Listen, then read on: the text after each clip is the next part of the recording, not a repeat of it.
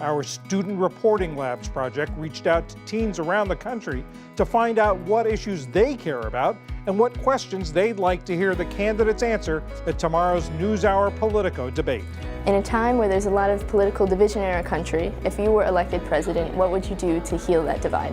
We're here at the Democratic debate to discuss the importance of young voices in politics. John, Julia, Josh, I think a lot of young people feel as though they're not represented and our points and opinions have been invalidated before we even get to speak up.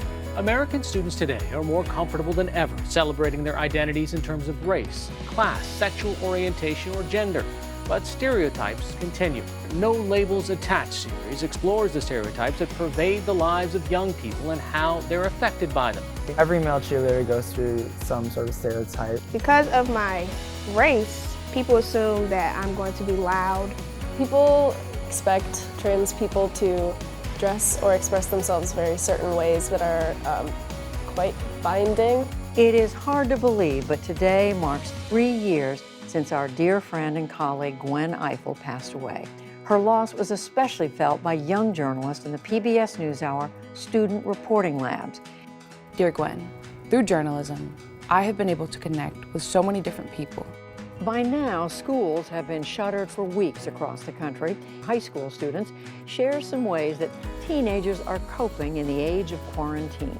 Honestly, I miss the classroom atmosphere.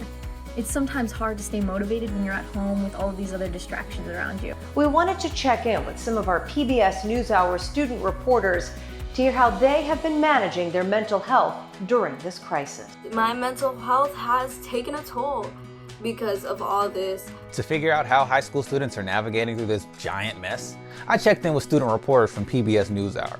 America's youngest labeled generation, known as Gen Z, enters adulthood as the nation grapples with systemic inequities in our institutions. I don't want to grow up to have kids and have them being scared because of their skin color. Well, it is roughly 8:12. The polls have closed. But voting is still taking place because there were so many people. I think the PBS NewsHour kind of taught me news is for everybody, and you have a voice as a student, and your story matters, and the stories that you want to tell matter.